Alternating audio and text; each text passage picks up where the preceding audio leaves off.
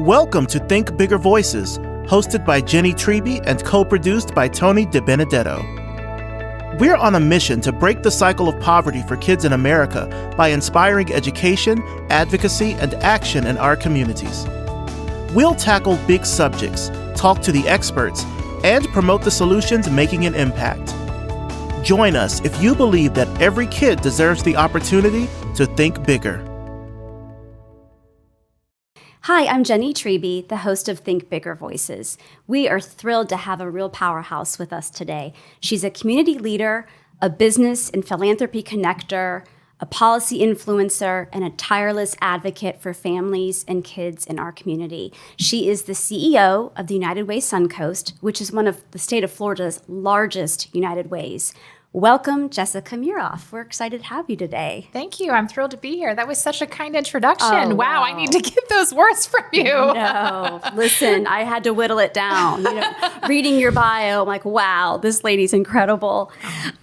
So let's start off today and just tell us a little bit about you and then your obviously large role at United Way Suncoast. Sure. So I pretty much a Tampa native. My family is from here. I grew up here. So I love this region and giving back to the community has been number one in my heart. I actually started my career in the for-profit sector and realized that I wanted my career to have more meaning. And I knew that I could use my business skills for good.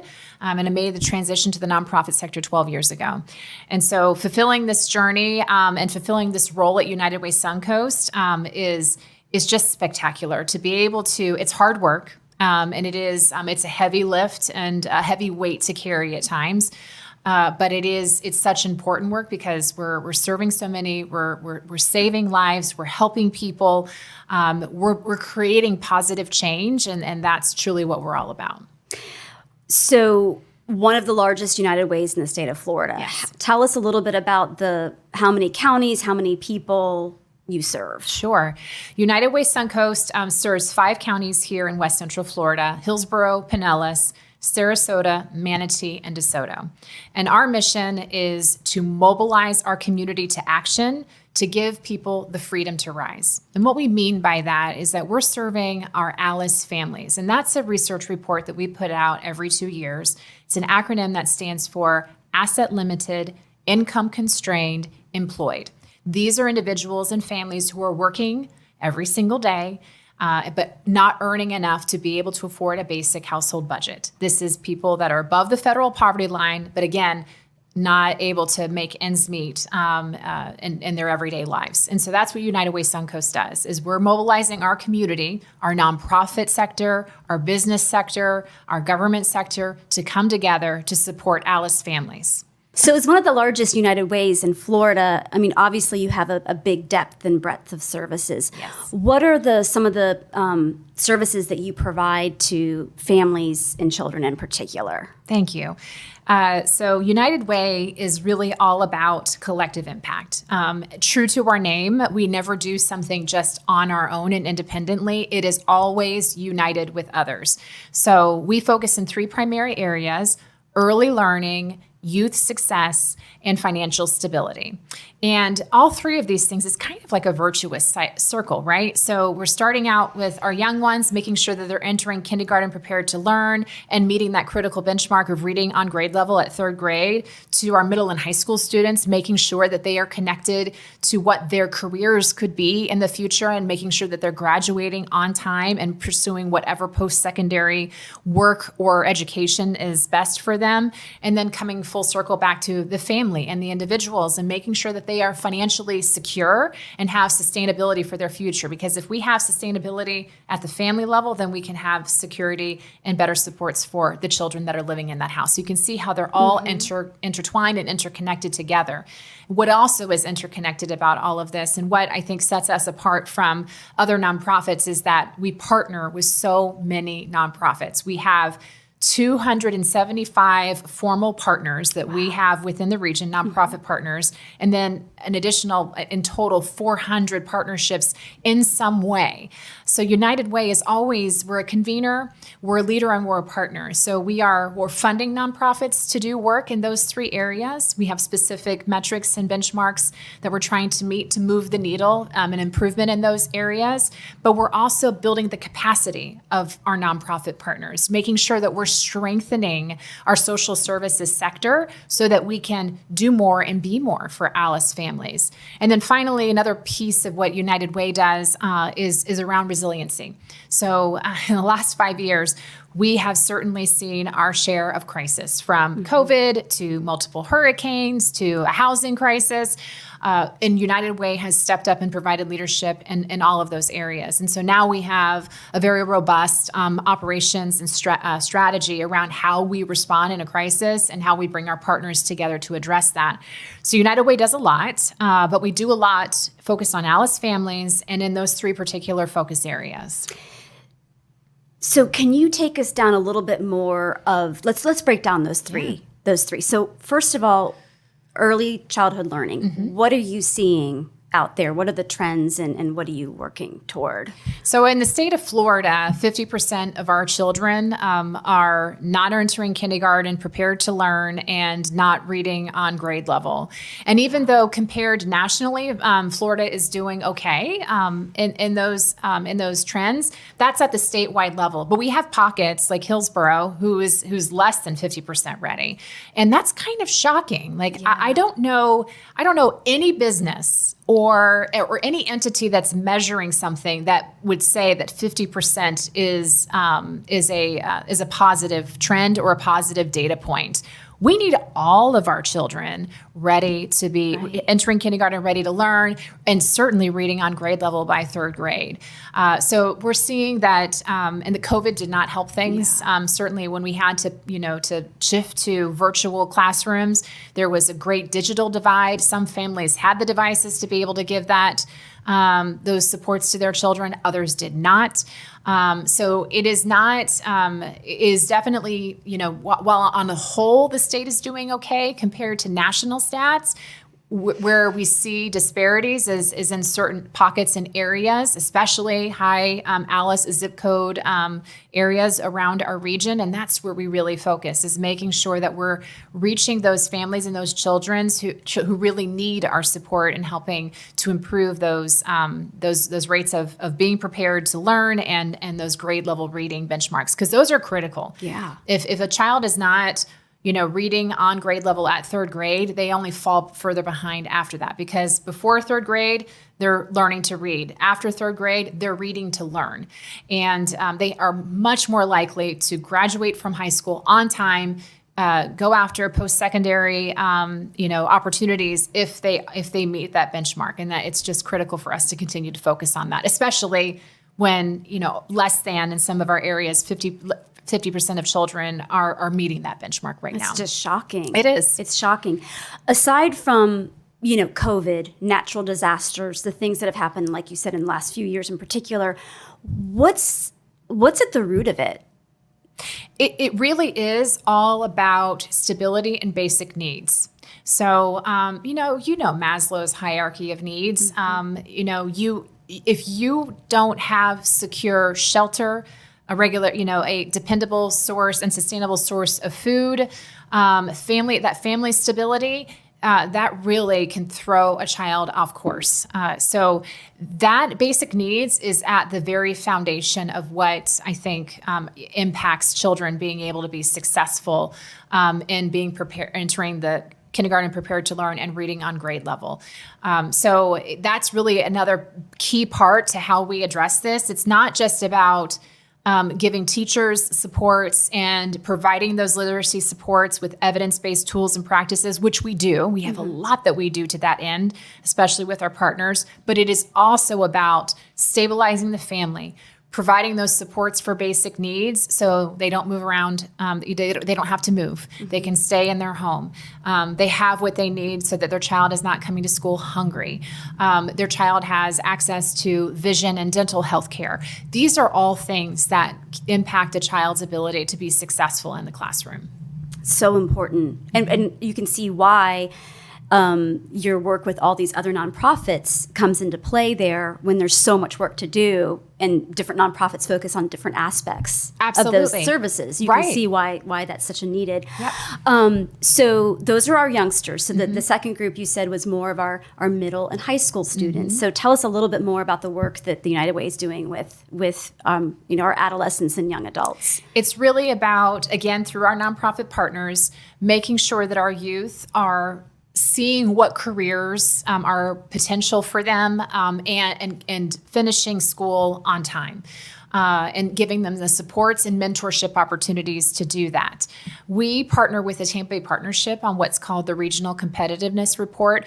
We produce this every year with them, and we have a measure in there called Disconnected Youth. And in the Tampa Bay region, there are 58,000 disconnected youth. And what that means is 58,000 youth who are either unemployed and not going to school. So they're not doing either one of those things. And so they're disconnected. What are they doing? And how can we better get them connected to either careers or education that get them on a path to future sustainability and success? So that's really where we focus on youth is meeting them where they are. And connecting them to mentors and programs that keep them on track to graduate on time, but as soon as we possibly can. And there's so many wonderful organizations doing work like this. Think Big for Kids is one of them. A major one of them is connecting them to seeing what that future career could be for them and connecting them as soon as possible so that they can have that vision for the future and be motivated to want to achieve that end.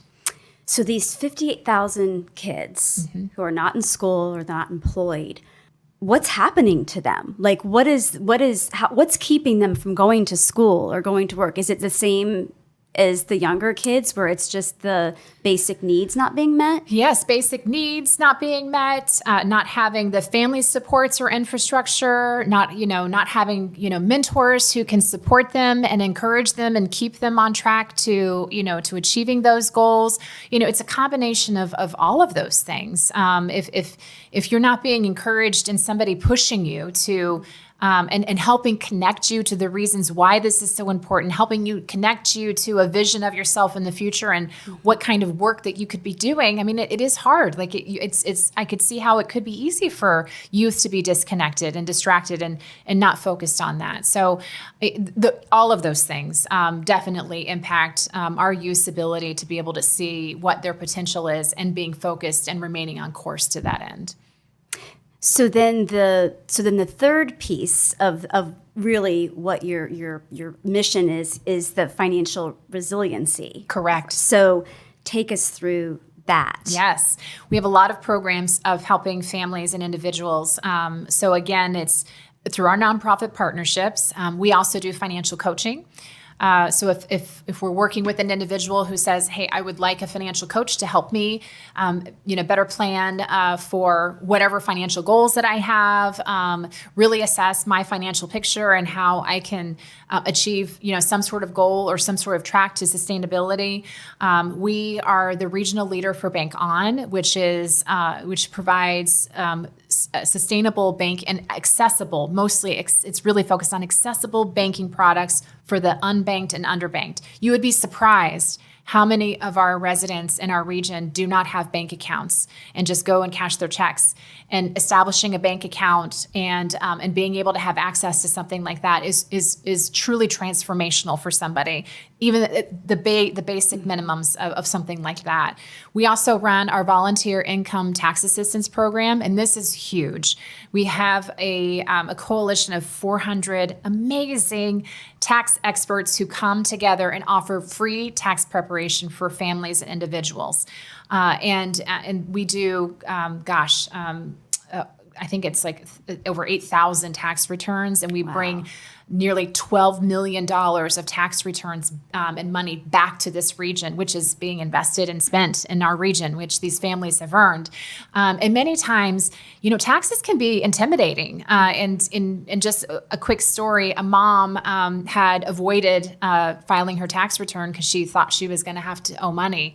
And she was scared to do that. And our volunteers are highly trained and they're so compassionate, helped her through the process. She ended up with a return that was thousands of dollars. Good for her. Changed her life. Yeah. She was able to do things for her family that she wouldn't have even dreamed of being able to do. And so it's really because she didn't know about the tax credits and other things that she was eligible for. And so that was money that is her money that she earned. And we were able to connect her to that. And the other important thing about that program is, as with all of our programs, is that we're learning about the whole person, right? It's not just one piece of it. We see the whole person.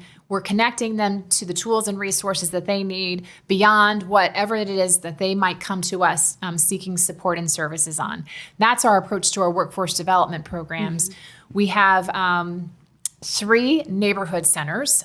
So we have physical locations, buildings in areas of need in Hillsborough and Pinellas counties, where residents of those communities can just walk to and get the services that they need. There's food pantries in there. One of them has a health clinic.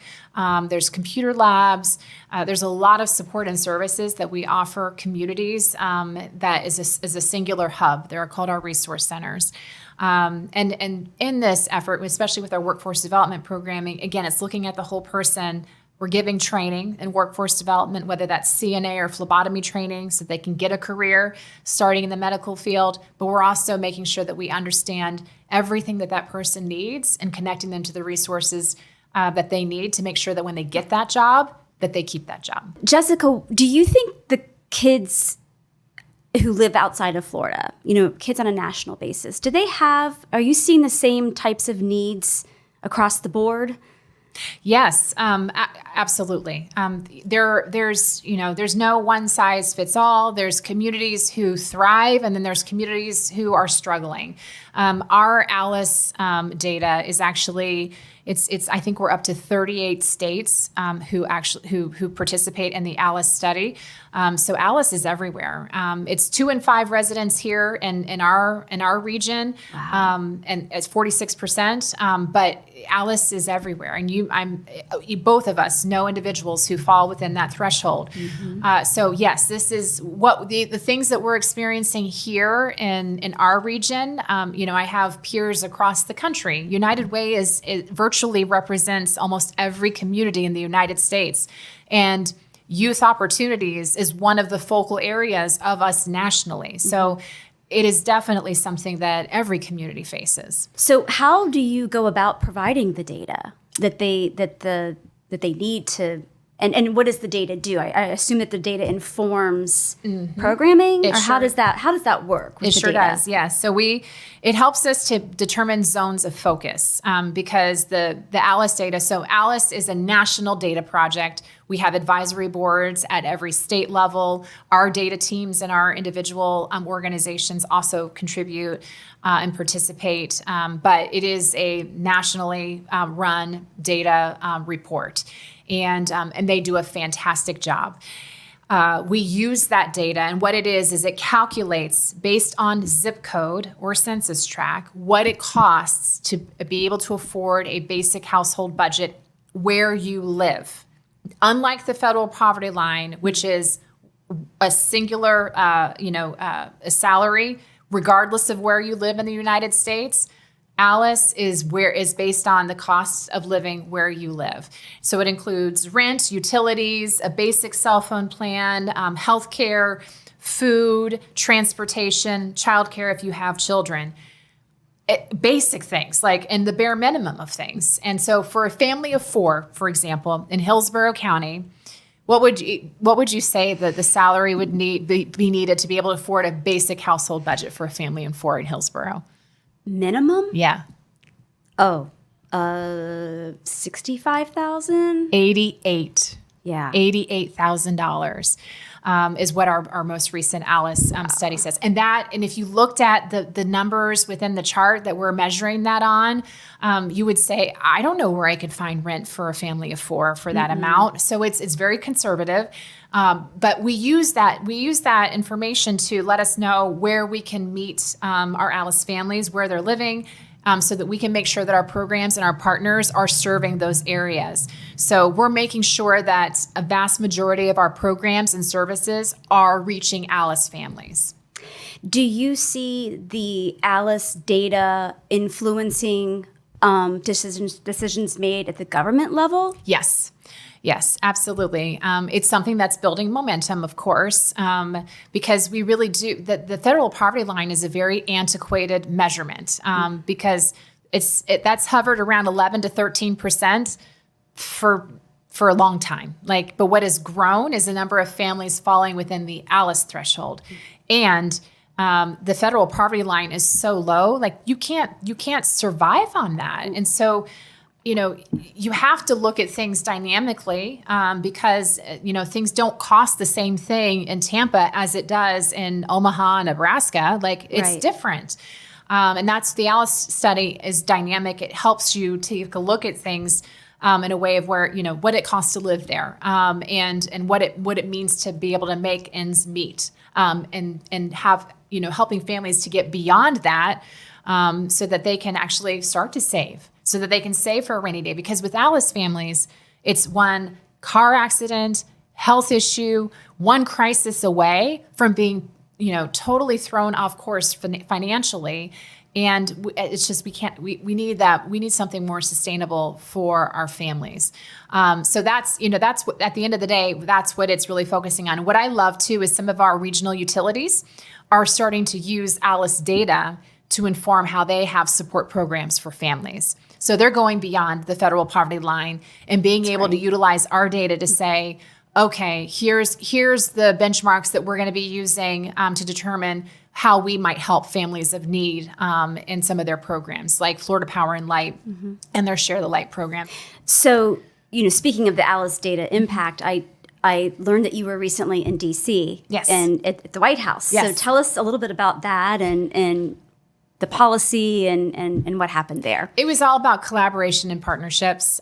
So we had a meeting with several agencies and departments of the administration, as well as with the Department of Commerce. They also, the next day, they had a partnership summit with several nonprofit organizations across the country.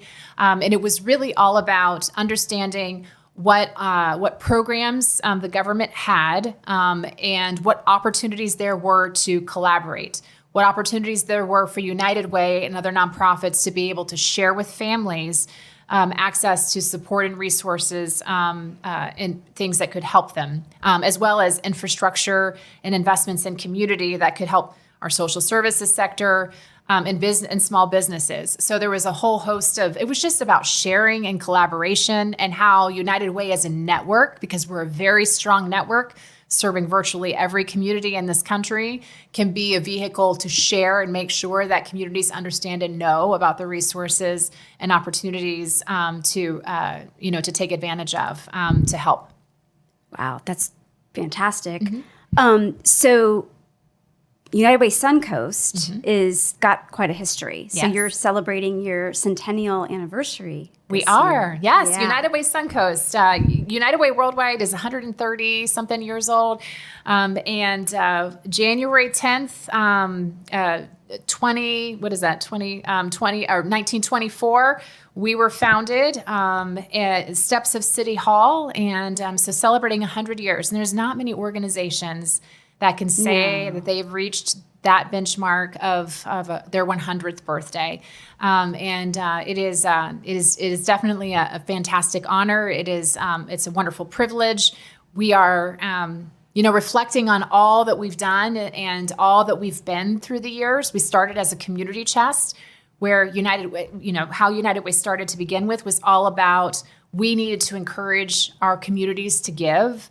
We needed to build the spirit of philanthropy And so that's really what United Way started from. We were kind of like the first crowdsourcing, platform there was, even though literally like women would ride horseback in the streets of downtown Tampa, fundraising for United Way, the community chest. And so over the decades, we've had some of the most incredible leaders in Tampa in our region's history, Sarasota, Manatee, and Pinellas County, St. Petersburg. I mean, some incredible leaders across our region have given their time, talents, and treasure to our work. And this actually is this is a campaign album from Jim Furman. When he was campaign chairman, this was back in 1981. All of the news clippings that came from the kickoffs. And then photos, of the goals and how we were achieving that. I think their goal was $3 million back in 1981.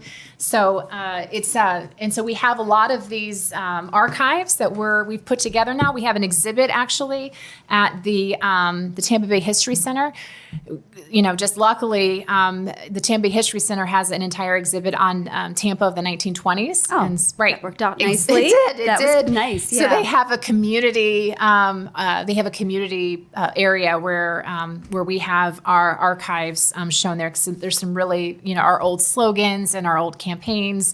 Some real gems in there. It is. But this is very special. And Mr. Furman gave this to me directly. I was really honored to be able to add this to our archives and to celebrate all that these incredible leaders have done to transform our community and to do that in many ways, but most especially through United Way.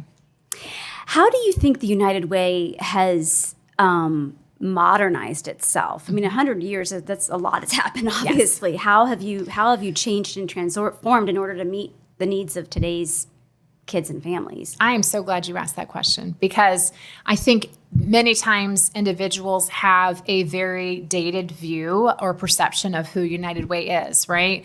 United Way in most people's minds is, I give a little bit of my paycheck. I give I give a small donation in my paycheck to United Way, and they give it out to nonprofit organizations. Like we're an intermediary. That is not what we are today.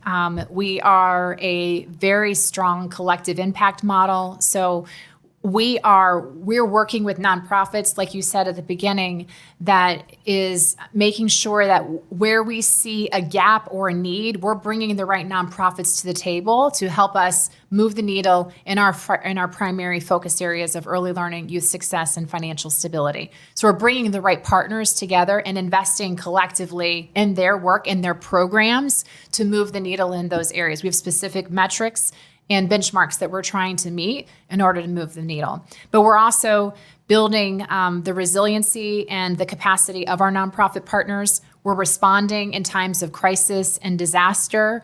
And so we do a lot as an organization. We're, again, that partner, that leader, and that convener. So yes, we're fundraising. And yes, we still do workplace campaigns. Our corporate partners are amazing.